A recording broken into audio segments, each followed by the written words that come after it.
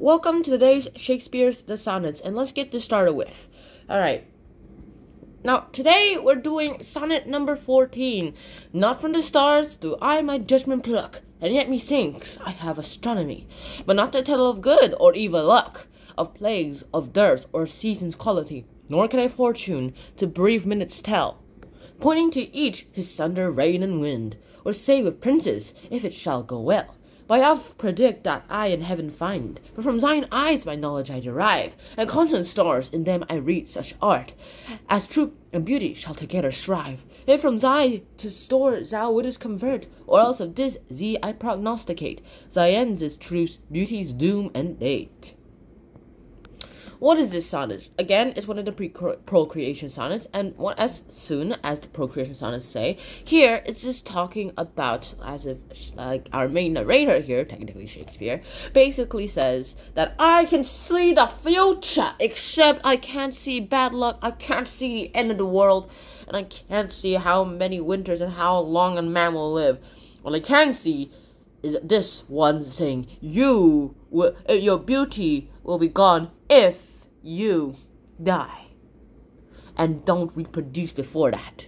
And there's another option: you reproduce before that, and then you die, and you live on forever in your son, and in your son's sons, and in your son's sons, sons, sons, sons, sons, sons, sons, infinity of sons later, sons.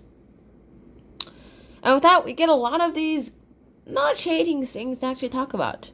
Not from the, okay, so here, not from the stars do I judgment, and yet methinks I have astronomy, but not of good or evil luck, of plagues, of dearths, or seasons quality. This part is the one that he says, I can see the future, because here it just says he can't see the future, like judgment stars, but not tell of good, of evil luck. So that just basically means he can look in the future, however, he can't see what might happen to the person. He can only see, for some reason, this one thing. Like, but from thine eyes my knowledge I derive, and constant stars, in them I read such art, as truth and beauty shall together strive. I from thyself to store thou wouldest convert, or else of thee this I prognosticate.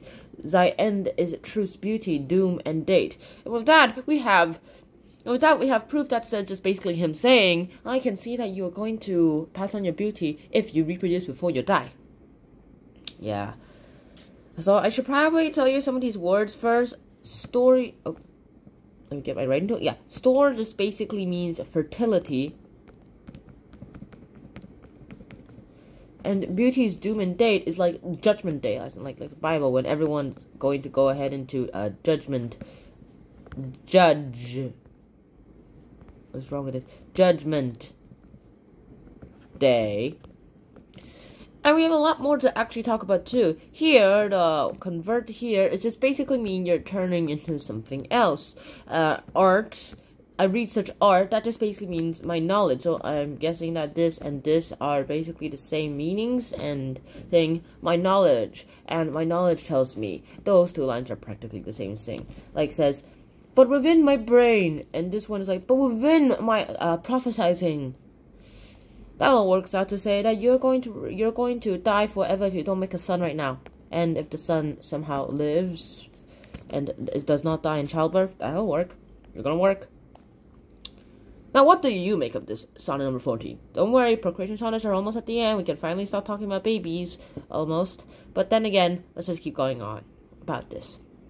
So I hope you guys did enjoy this episode. I hope to see you guys soon. And so until next time, Shaman out. Peace. Bye-bye. Wear a helmet.